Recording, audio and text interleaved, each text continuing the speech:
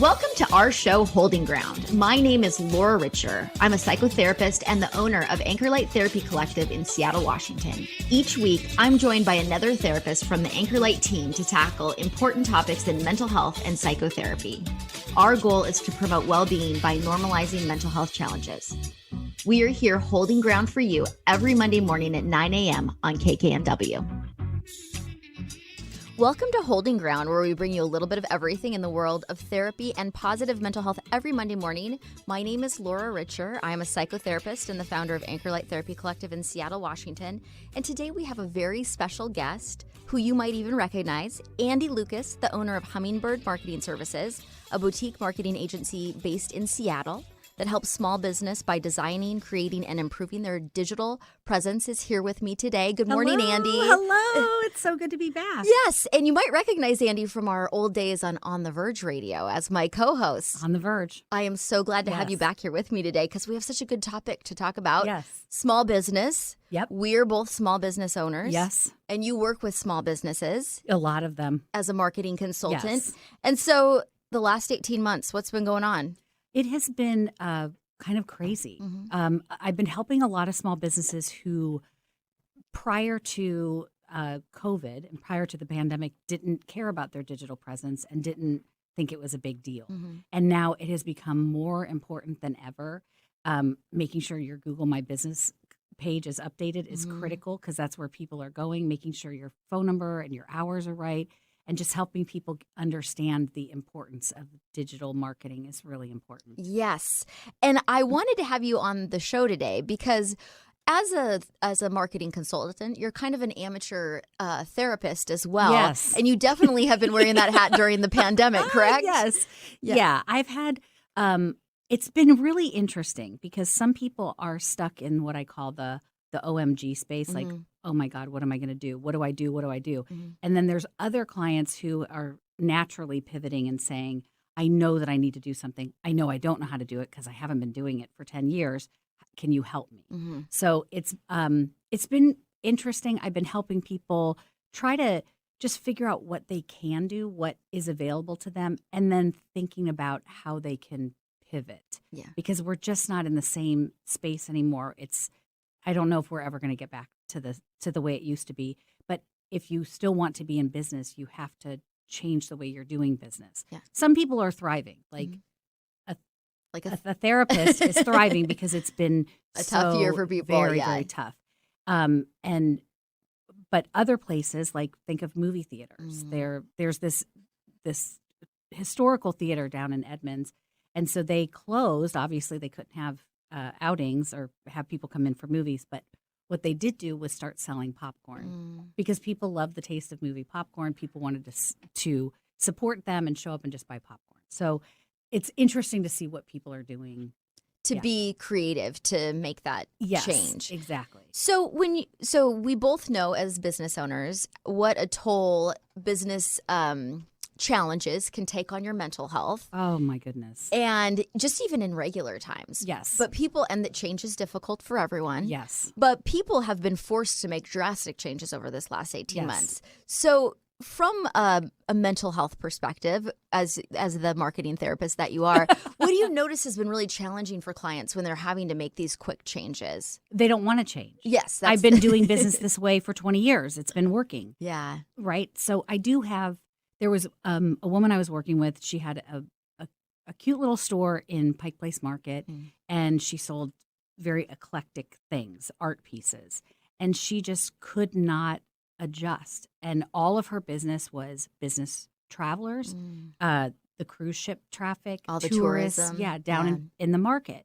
And she just could not get past it. And she'd never had to have a website. She'd never had to do Google ads. She'd never had to do this and could not. She just did not want to change. She just didn't understand. And she would cry almost every time we were on the phone and just wanted it to go back to the way it was. Right. And hated the governor, blamed it. It was all blaming him.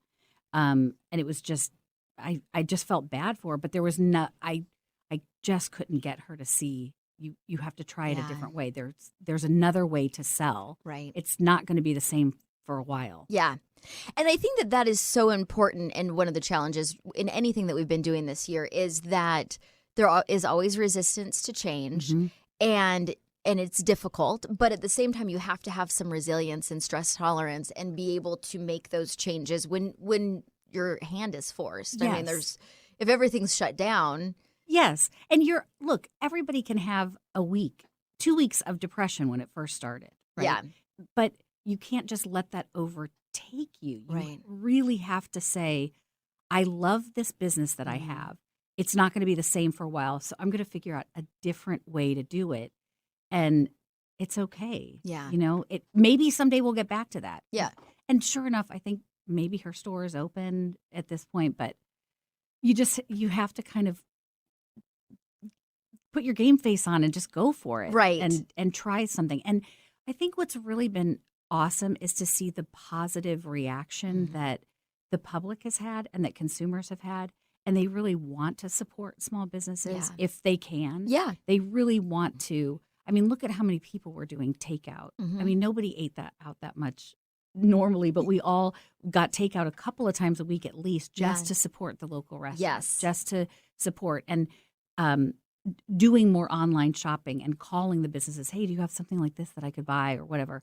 It's really been nice to see people and their support, their show of support for all of the small businesses. And I know you have success stories too of people who did make that change and they are thriving because of it. Yeah. Because they were able to pivot and look at it in a new way. So it was back in April. I got a call from, her name is Teresa, and she owns Plum. It's this really cute store on Bainbridge Island. And it's just been this downtown storefront, and everybody knows her, everybody knows the store, and she had to completely shut down. So she applied for all of the funding that she possibly could from the SBA, all the disaster loans, everything, and then said, it's time that I need to have a website. She tried to do it herself, and she was like, I can't do this. So she called me and said, can you please help me? And I'd met her at this Facebook event a year and a half prior.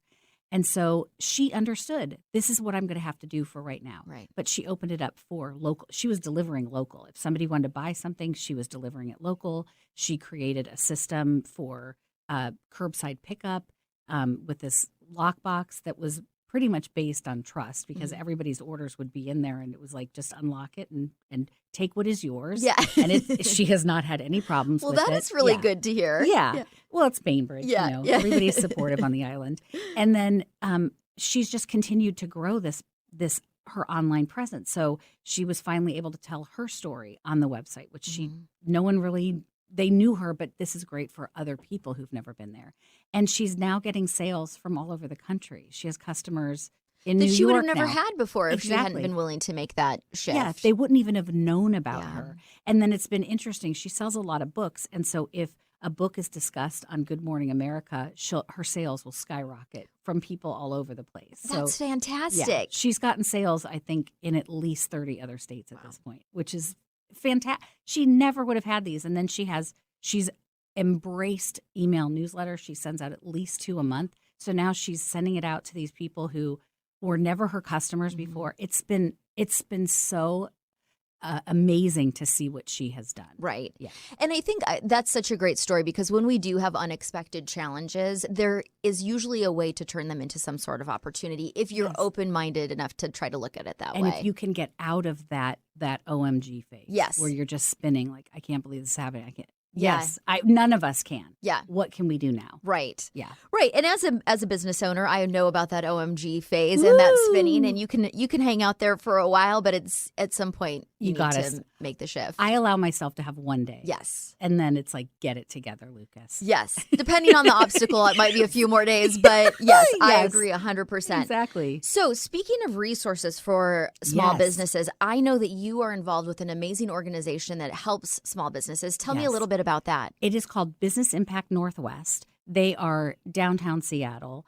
And I've always been a big fan of theirs because they do what they can to support small businesses, offering coaching, financial support, all of that. Well, in this pandemic, what they've done is they got a grant and they created something called the Recovery Ready program. And they're offering 5 hours of professional services. So they have bookkeeping, digital marketing, branding, website design, print, digital design that they're offering for small businesses. They pay the professional service for their time, and then their client gets the benefit of the professional service. Right. So what I like about it is they're not just helping their clients who need the resources, but they're also then supporting small businesses in the area that are offering these services. It has been phenomenal. They are such a fantastic organization. I actually went through their program when I was starting my business. I love them. I'm a huge fan, and we are lucky today that they are the director of the program is going to be calling us in just a moment. So Susan Perrault. Tell me a little bit about Susan before we bring her on. So they have a lot of different programs at Business Impact Northwest, but one of them is the Washington Women's Business Center. She's the director of that, and she's also very involved in the Recovery Ready program. She's just fantastic, and she's very passionate about helping small businesses, and I'm so excited to talk to her more about the program. Me too. Yeah. All right, well, it's time for a quick break. When we come back, we're going to continue talking to Andy Lucas, owner of Hummingbird Marketing Services, as well as Susan Perrault from Business Impact Northwest. So stay tuned. You're listening to Holding Ground on KKNW. Welcome back. If you're just tuning in, you're listening to Holding Ground, and today we're talking with special guest Andy Lucas, who is the owner of Hummingbird Marketing Services. And today we're talking about work stress, helping small businesses, and pivoting during COVID. And Andy, I know you're involved with a really great organization that I would like for you to tell our listeners a little bit more about. Absolutely. And thank you for having me here today. It is awesome. So I'm a big fan of Business Impact Northwest. They're an organization in downtown Seattle that does a lot to help small businesses and even just help entrepreneurs get started in starting their business. And they offer excellent coaching programs. Which I was a part of when I started my business. So cool. Yeah. Yeah. And one thing that they did during the pandemic, they have been so fantastic for their clients and for small business owners, is they launched the Recovery Ready program. And it is a grant that they have that supplies 5 hours of professional services to small business owners. And one of them, I've been fortunate to be a part of the program, and I offer marketing services to a handful of different clients. And so far, I've already worked with 6 different people, and it's been wonderful to help them. Susan Perrault is the director of the Washington Women's Business Center, which is one of the many support programs that Business Impact Northwest offers. And Susan is joining us today. Welcome, Susan. Good morning, Susan. Hey, good morning, Laura and Andy. Great to be here. Thank you so much for calling in. We are so excited to have you talk a little bit more about the program. As I mentioned in an earlier segment, I actually went through this program, not the Recovery Ready, but in whatever the name of the program was in 2012, before I started my business. And so I'm so excited for you to talk about the resources that are available to people right now during this really challenging time. So can you just tell us a little bit about Recovery Ready and what you're doing for small businesses right now? Yeah, so Recovery Ready is a program that launched in February of 2021 as part of our response to help businesses directly address COVID-19 impacts on their business. And Recovery Ready provides free individualized services, which Andy was mentioning, to the business owners. And so they have options of working with a professional in the area of bookkeeping, taxes, accounting, marketing, branding, website, print, and digital design. And all of our professional services are performed by our preferred providers who are also our clients, such as Andy, which is wonderful. So it's a win-win situation. Yeah. And the goal is to get the businesses on the path to recovery by providing the tools necessary to succeed. And we will serve more than 90 businesses in the Recovery Ready program by the end of the second round, which concludes in June. Oh, I didn't realize there were so many. That's fantastic. So yes, it really is. So as you've been working with businesses who have had to make this pivot during COVID, what are you noticing some of the challenges have been for people, even if it's just in mindset or other challenges?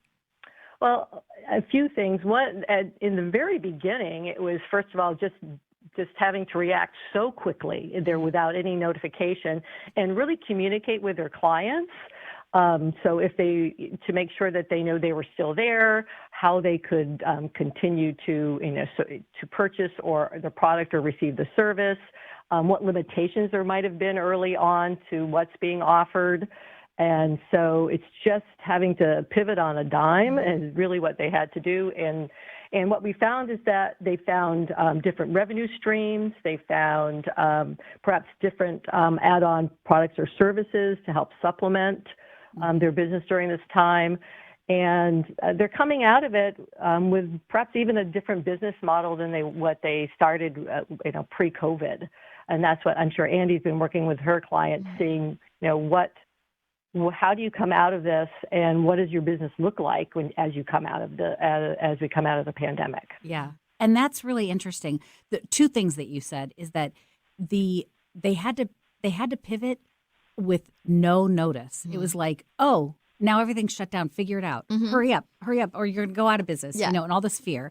But then also coming out of it now with a different perspective, possibly offering different services. It's really awesome to see kind of how people are rising above all of this and really doing whatever they can. Yeah. Yeah, and working with small businesses, both of you, Susan and Andy, what are some of the traits that you notice of someone who really is able to make that change, who is able to pivot in those circumstances? Is there a certain personality type or a mindset that's helpful when we have to address obstacles so quickly like we did this last year? I find that it's really in the nature of someone who starts a business to already have that type of mindset to begin with, or they wouldn't even begin going down that path. And you are both examples of that, I'm sure. Yes, our business, my business has had many iterations over the last 10 years. There's always a lot of pivoting going on. It wasn't just COVID, but yeah. No, and I do believe that certainly is the nature of someone who launches a business. And so they are well suited, but that doesn't mean that they aren't overwhelmed. Yeah. So I think it's also being open to reaching out to get assistance. Building your network of people who are there to help you, because you really can't do it alone. And once you realize that, I think it just takes you can share the weight of making these changes. And I think that's really helpful. Yeah, that is so true. I did not realize it, that I qualified for a PPP loan. And I was talking to my business coach at Business Impact Northwest, and he said, well, aren't you an employee of the business? And I was like, oh, yeah, I am. I just didn't even realize it. It's so great to have these kinds of resources available to business owners. And you are so right, Susan, just asking for help, asking for assistance, or just asking for guidance. And I think that's what a lot of the coaches there too from Business Impact Northwest is just provide, hey, did you know you have this available to you? Have you ever thought of this? And just providing different ways of thinking about stuff. Yeah, because when you work on your own, oftentimes, especially there's a lot of businesses where they're the only person working in the business. And so you don't have that resource to get different ideas and perspectives and even know what resources are available. I think a lot of times people just assume they don't qualify for things when in fact there are a lot of options. Oh, yeah. There's all kinds of grants. There's all kinds of stuff out there. Yeah. But how are you supposed to find out about it when you're knee deep in trying to make your business work? Yeah, you're absolutely right. And that's one of the things that is most rewarding about what we do at Business Impact Northwest is that we provide resources ourselves, obviously free one-on-one business coaching and training, but we're also a connector to other resources. So we try to make sure that our clients are aware of what's available out there, not just through our services, but throughout the whole resource and partner network. And Susan, can you tell us a little bit about the Washington Women's Business Center and that part of the program within Business Impact Northwest? Oh, sure. So WWBC is a program of Business Impact Northwest in partnership with the U.S. Small Business Administration. So there are over 100 women's business centers across the United States that are all partially funded by the SBA. And though we focus on working with female entrepreneurs, we are open to all. Because we have federal dollars in our program. And so we offer free one-on-one business coaching, training, and many training programs. We have a program called Launch and Grow, which is our flagship program where you're writing your draft business plan in a cohort setting over a 7-week period. It's all virtual, but we'll hopefully be back live in person in the fall. And Business Impact Northwest is a nonprofit community development financial institution, and so they're dedicated to serving underbanked entrepreneurs. And so they offer lending in Washington State and Oregon, and then the training, coaching, and classes, they're available through the Washington Women's Business Center and Veterans Business Outreach Center in Washington. And then the Veterans Business Outreach Center and the Food Business Resource Center also serve clients in Oregon, Idaho, and Alaska. So we have a pretty large footprint overall. Yeah, that's fantastic. Just all of those resources that are available. And one thing that I loved, so every year Business Impact Northwest does an impact pitch, and it's a fairly in-depth program where where entrepreneurs are trying to it's like a pitch off for local, and they go through a series of them, but usually it's in person. And so this was the first year it was online, and I was so impressed to see how you guys put that together and still had a spectacular event with all of these small business owners pitching their product or service, their company, and still getting funding and having everybody be involved. And it was fantastic. What was that like, Susan, for you guys to just have to completely change it and do it virtually? Well, one thing that the advantage was we had more people participate from a greater area in the region because it was all virtual, which made it a little more accessible to some people. And though, like everyone else who's had to pivot, as we have for our Celebrating Dreams as well for the Women's Business Center, you just have to adapt the program so it fits that virtual, delivery. And so you just have to, we had to pivot like everyone else. Yes. So I guess it's the same thing. Yeah. And I will let you know that the Impact Pitch 2021, the registrations are open now. So until June 14th. So any small businesses that want to get involved in the pitch can go to businessimpactnw.org and go to our events tab for Impact Pitch, and the registrations are open. And we will be awarding over $30,000 to small businesses who are making impact in their community. It's fantastic. Yeah. Well, Susan, thank you so much for joining us today. And one more time, if our listeners want to get a hold of Business Impact Northwest, where can they find you? Okay, so the easiest thing to do right now is go to businessimpactnw.org. And then if they want to call in, our number is 206-324-4330. Fantastic. Yay. Well, thank you so much for joining us. We're going to take another quick break. And when Andy and I come back, we're going to continue the conversation about how to stay sane and take good care of your mental health when you're starting a small business or pivoting during difficult times. So stay tuned. You're listening to Holding Ground on KKNW. Thank you for tuning in. You're listening to Holding Ground here on KKNW. May is Mental Health Awareness Month, and today I am talking to Andy Lucas with Hummingbird Marketing Services about work stress, which is one of the biggest challenges we face in normal times, but especially in this last year and a half. Absolutely. So I've been fortunate. I've always worked from home, like since I started my business, but I can't imagine people now who are working from home. So suddenly they had to find an office or 2 office spaces within their home, and they become teachers of their children. Yeah. And I cannot imagine some of the stress. The stress has been really overwhelming for people. And in fact, I've spoken about this quite a bit, that my couples therapy portion of my business went up. I don't know the 500% or something. Of course. Because people were working in these small spaces. They're together all day long. Maybe their kids are there as well, trying to do online school.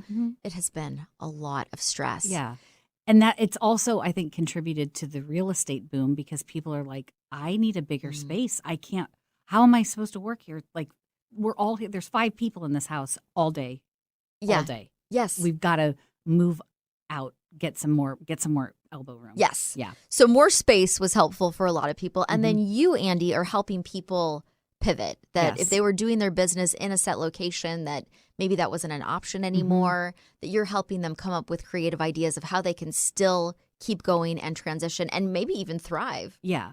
There was one client in particular, and it was she just found me online. So it wasn't even part of the Recovery Ready program, but it's called Bridge to Sports. And they are a nonprofit organization that helps people with disabilities and veterans, kids, adults play sports because it's such a positive facet of our lives that we can just be active, and it helps people who are maybe wheelchair bound to still be active and figure Have out that community. Yes, exactly. So wheelchair basketball, bocce ball, lots of archery, lots of sports. And so they, as a nonprofit, they had a big fundraiser every year, and they brought professional basketball players out because they're based in North Carolina and they're right around all of the big schools, Duke and UNC and all of that. And so they would bring out professional basketball players, and they would play against the wheelchair athletes, but they were also in wheelchairs. So professional athletes in wheelchairs playing wheelchair basketball and saying, wow, this really is a sport. I can't believe how hard this is, all of that. But they couldn't do that. They couldn't have this fundraiser. Yeah. And so we had to figure out a way to get to have a whole virtual fundraiser. And so we came up with some ideas, and they were able to raise $50,000 in one night, which was fantastic. Just doing it online, it was really great. I helped them market all of it, get other athletes involved, everything. So that was really impressive to see this organization come together like that. And that's a huge pivot because, a sporting event, it feels like that's going to be pretty hard to recreate if we can't be there in person. Yeah. Yeah, we came up with the hashtag Hoops Are Hoops, and we had people sit in a chair and do free throws for a minute just at that chair. You had to have a good rebounder, but videotape yourself doing it. And so we got both of the men's and women's teams from Duke to try it, and it was kind of just pitting them against each other, kind of. But it was really fascinating to see how hard it was for people. Like, wow, that is difficult. So, and you're only as good as your rebounder. So. Well, that's a great example. I mean, they could have said, well, we can't have this event, but instead they still raised $50,000 because they were willing and able to make that shift. Exactly. Yeah. And the owner, Ashley Thomas, she just didn't let it get her down. Yeah. She was like, we're forging ahead. Yeah. Yeah. Forging ahead. That is the mindset you need. Yes. Yeah. So let me ask you this. What do you think is going to be kind of the lasting impact here on mental health for people who are going through this, for business owners? And is there going to be a lasting impact? Do you think there's PTSD from this? Yes, I do. I think that it depends on the person and their specific situation, obviously, but I think all of us collectively have gone through a trauma where we've had excessive stress over the last 18 months, all for different reasons. And so I do think that creates a lasting impact. And sometimes when people have a trauma response or PTSD, they get really stuck. It's challenging for them to make changes. They get into kind of a fight or flight mode or a freeze mode where they're so overwhelmed by what is happening, and there's maybe something tragic has happened. Maybe they lost their business in all of this, which has happened to a lot of small businesses, unfortunately, or they lost their job in all of this. And that can create a traumatic response, and people sometimes need help moving through that. Just like Susan was saying in our last segment, that sometimes you need to reach out for help. Sometimes you need the support of someone else to work through it, because it's easy to just be stuck in your own, guilt and shame and upset and anger and whatever else is coming up, and it's hard to see another perspective. Yeah. What's there to say about people who are resisting that change and getting stuck?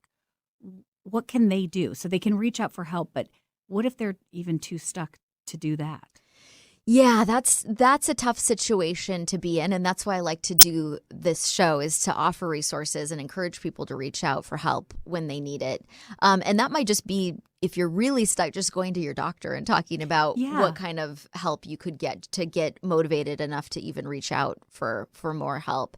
But we can't do this alone. I think this year has really proven that we need community. That's one of the bigger stresses that we've experienced, is not being able to be with each other. And so if you just feel completely shut down, you do want to access some resources. Yeah. Yeah. And what about, you brought up people who have lost their business. I think for a lot of people, there's this fear of failure anyway. We all probably have it, and some have it more than others. But what do you say about that? This fear of failure, or now I have this sense of shame because I've lost my business or I lost my job. Right. Yeah. And work is such a big part of our identities. Mhm. And as a small business owner, that, you go into creating a business with usually passion and dreams Yes. and a vision. And when that doesn't come to fruition, it's a significant loss, and there's grief associated with that. I mean, our businesses sometimes feel like our kids Children? in some ways. Yes. Yeah, that there's a lot, of no one starts a business like, I don't really care about this. This is just something I'll do. Right. It's usually a passion project Yeah. that someone goes into. Because it's Yeah. not easy to do, right? No, I and am, it's an extension of yourself. yeah. Yeah. And I am the one who has to motivate myself to get out of bed Yeah. every day, to get to work. I don't have anybody breathing down my neck. I don't have a time clock, nothing. It is all self-driven, self-motivated. So I just can't. Have you had any clients that are small business owners that are kind of dealing with this, or just? I have, and I think, and a lot of the people that I'm working with are more in like the coaching industry, and have Yeah. seen maybe people not using some of those resources because of limited finances. And so again, you want to find a way to pivot, and a way that you can restructure your marketing so that you can support people in the way that they need to be supported right now. So you may have come up with this really great coaching program, and you were all ready to launch it, and then it doesn't really meet the needs of what people are looking for right now. And so there's an opportunity, though, still to help people, because people are needing a lot of help, but you might need to rethink how you're presenting that, how you're marketing it. Yeah. So, and then, things like restaurants really suffered this year, and working with some people who had restaurants. I have a client who had a food truck and was had some obstacles that were really challenging, and felt depressed because they had just launched this right before all of this happened, and their business plan, which was dependent on events happening that were not going to happen anymore. And that was really, really, there was a sense of grief around this, that I've put all of this work into something, and now it's not going to pan out. Yeah. But that person also adjusted and just found other ways to go about doing their business, and making it not as event related. And that was disappointing, because it wasn't the same business. There wasn't the same opportunity. Right. But hopefully they will, continue to function during this time, so that when events do come back, that they'll be ready to do it. Absolutely. There's somebody in my neighborhood. So I live in the Edmonds area, and all of these neighbors have gotten together, and they have a food truck come in once a week, and they put out signs, and it's a different food truck every week, and all the neighbors come to it. There's always a line waiting for it. It's really fantastic. And I don't know if whoever started it, if they knew somebody with a food truck and just wanted to support. I'm not sure, but it's really, really cool to see the neighborhood come out for it, just to see people come out for it. And that's been a cool thing in terms of like reaching out for help, is everyone has been wanting to support each other. Like you said earlier, how we all tried to support restaurants, and we're eating out more maybe than we needed to, but we wanted our favorite spots to still be there when we came back. Yeah. So I think, it's very important to recognize that while it's very valid to experience grief, to experience a sense of loss, even maybe trauma if something really significant has happened. But there are opportunities to work through that and move forward and be resilient. I mean, I think that's one thing I've seen in people who own their own businesses, is that you have to be very resilient and very willing to make changes, because you're just kind of making it up as you go along. So how do you cultivate that? How do you build your reserve of resilience, or how do you do that? Yeah, I think it's really important to, first of all, be flexible and know that you might have a plan and it's going to get changed. And just plan on that happening. Yes, absolutely. So being able to be flexible, not being really rigid. If you're a person who wants a lot of structure and stability and consistency, entrepreneurship might not be the right path. So you have to have that flexibility. And I also think creating a community of people who support you, like we were talking about with Susan, using resources like Business Impact Northwest, having other coaches and mentors and people that you work with, that when you feel like you've really fallen down, that they can help you see it in another way and help you pick yourself back up. Yeah. And then taking good care of your own mental health. So not totally burning yourself out to the point that you can't even see straight. Yes. Yeah. It's interesting. During all of this, I received an email from a woman named Molly Nutt, and she was like, I'm thinking of starting my own marketing business, and I was wondering how you did it. And so she has started Acorn Marketing. She's here in Seattle. She is technically a competitor, but my thought is there is more than enough business to go around. And so I've kind of become a mentor to her where she just didn't know how to do it. And I was able to share with her some of the mistakes I made early on, some of my thoughts. And I really wish I would have had somebody like that when I was just starting to just say, hey, I'm stuck on this problem. Have you ever experienced this? Do you know how to solve this? So I think that is really important to offer that kind of mentorship to someone who's just getting started. And it would have meant a lot to me. And I hope that it means a lot to her. Just having somebody to talk to, just to bounce ideas off of. And and you know, that's who you could have had a different response to that and said, yeah, you're a competitor. I'm not going to tell you how to start a business. I'm too afraid. But you were very open and willing to share that experience. And I know for myself, when clients come to me and they're starting coaching businesses or hypnotherapy businesses, I'm always very open to tell them how I started and what I did and what I wouldn't recommend doing. So I think people like to share their experience. Not everyone will, but I think a lot of people will. And it's so important just to offer that resource to people. Yeah. I think, too, working from home, it is easy to be kind of isolated. Yeah. And so, and then especially this year when we haven't been going out, we haven't been doing anything. And so it's like, it's easy to forget that there are resources, that there is, I can talk to other people, I can talk to other business owners, and just not being afraid to reach out. Right. And again, when you're working in an isolated space too, if you have negative feedback from clients, which is inevitable in a business, or something challenging happens, it's very easy to feel defeated. But if you have people that you can talk to who can help you reframe what the situation is and see it in another way, that is absolutely invaluable. Yeah. Well, it's time for another quick break, but when we come back, we are going to continue the conversation about how to manage work stress in the most difficult of times. And me and Andy are going to share a few stories about when we got started and how we handled our work stress. So stay tuned. You're listening to Holding Ground on KKNW. Welcome back to Holding Ground. If you're just tuning in today, I am talking to Andy Lucas, who is the owner of Hummingbird Marketing Services based here in Seattle. And today we're talking about work stress, and work is stressful in not difficult times like a pandemic, but has been especially challenging in this last year. Both Andy and myself are small business owners, and we know what it's like to start a small business and the mental health challenges that may present. Absolutely. Did you have any mental health challenges? No, it was just perfect. No problems at all. You gave me a piece of advice when I was first starting. You said, you're probably going to cry every day. Yeah. And that's okay. Every week, I think I said. At least once a week, Yes. And it's true. And just knowing that made it okay somehow. Just knowing this is not, it's not easy. No. But you had said this before. You start this out of some place of passion that you really care about this, or you're really good at it. And so I wanted it to succeed. No one goes into it saying it might fail. Yeah. I thought this can't fail. I do not have another option. Right. This is what I want to do. This is, yes. So, but just knowing it's okay. Everybody cries. Everybody has bad days. And that just you could plan on that there is going to be those difficult, stressful days. There was a lot of freedom in knowing that. Yeah.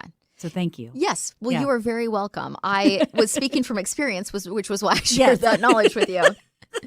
I remember a few times sitting in my parents' living room, just like, I can't do this. But then you pick yourself up and you move on. And that's what we're talking about today is pivoting and making those, when things don't go the way you expect, what you can do to just keep moving forward and manage the stress. Yes. And entrepreneurs are not the only people that have work stress. We also both have worked in the corporate world, and there's a little bit of stress that happens there as well. Just a little. Yeah.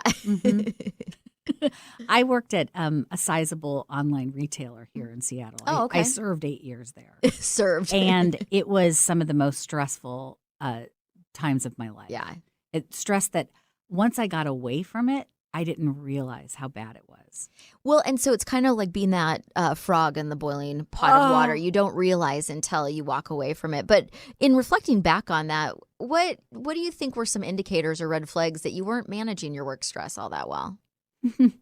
I was probably imbibing quite more than I should have, because that was the way that the people I worked with, my coworkers, that's how we dealt with it a lot. We would go to happy hour Mhm. and then go back to work. Oh, boy. Yeah. So probably that. I really wasn't sleeping very well. I wasn't eating. I actually had some health problems that I had to go to the doctor about, just Yeah. stupid things. And I just wasn't taking care of myself. My nails were bitten to the quick. It just was not good. And it was my whole focus, which is what that company kind of wanted, was the company is your number one priority and then your life.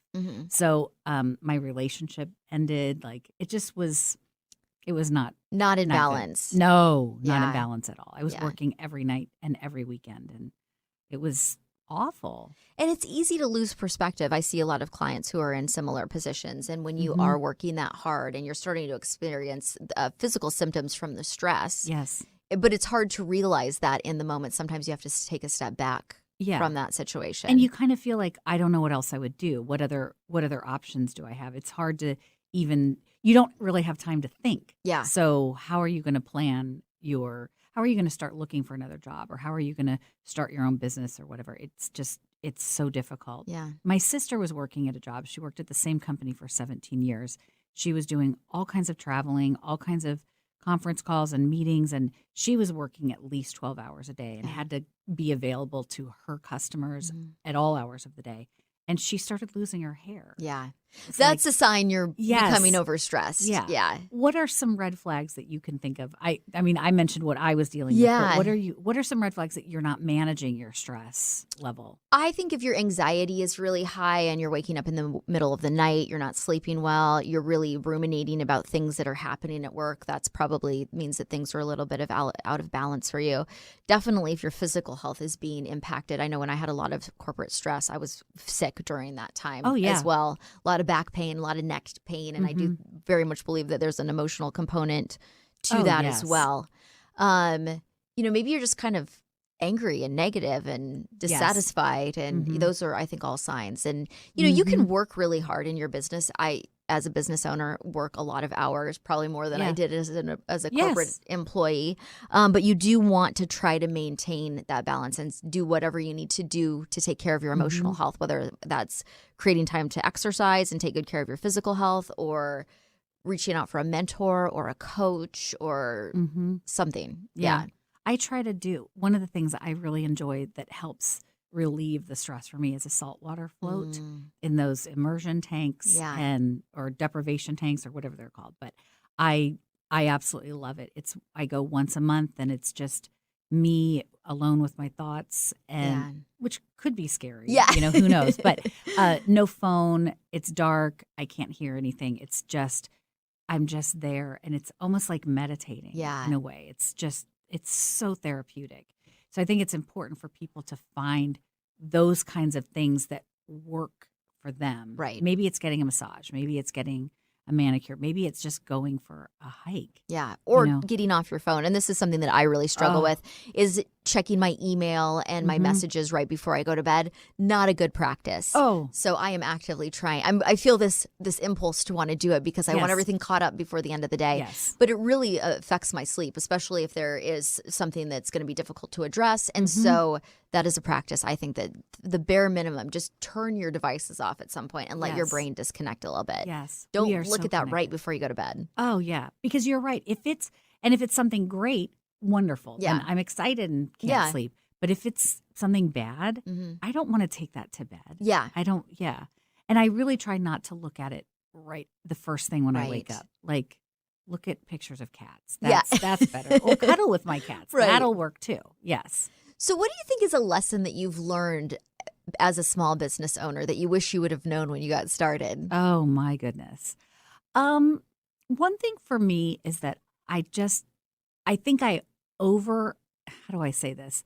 I made myself so important, or I felt like if I don't get back to them right away, if I don't do this, if I'm not available 24 hours a day, if I don't answer their call on the first ring, that the world is going to come to a stop. Yeah. And it doesn't. Yeah. And the good thing about working with small business owners is that they're very understanding. Like, And they're busy too. yeah, they're busy too. And sometimes they're like, "Oh, I didn't even notice. I didn't even don't even worry about it." Yeah. So I think making myself like it, I don't even know if that's the way to say Mhm. it, but I wish I would have just relaxed a little bit more at the Yeah. beginning and not been so Anxious about, my response right. times and all of this stuff Yeah. because it's so unnecessary. It caused so much anxiety that I didn't need. Yeah. What about you? I think probably the thing, so I work with people who are often in kind of a state of crisis. So I do need to respond immediately sometimes. And there is a component of learning how to effectively manage that because you can't be on all No. the time. So I think learning that about that. And then also just realizing that things are not going to turn out the way that I expect them to, Yeah. that I'm going to have to constantly be adjusting. And this is a lesson that I learn over and over again. And that there is always, usually when an obstacle has occurred and something that I thought was awful had happened, it actually all works out for the best. Yes. So now 10 years into this, I realize that it is going to work out. But that's not to say that I'm not challenged when an obstacle comes up. Exactly. And, yeah. I think somebody, it was actually Zach, my husband, said to me, "You want things to happen the way you expect Yes. them to happen, and in that exact order." And Mhm. he's like, "You sometimes just need to let it go. It will happen, but it's Mhm. not going to be in the way that you think it will." Yeah. And that's been a challenge for me too. If I set forth a plan, well then it better go by that Yeah. plan, and it doesn't.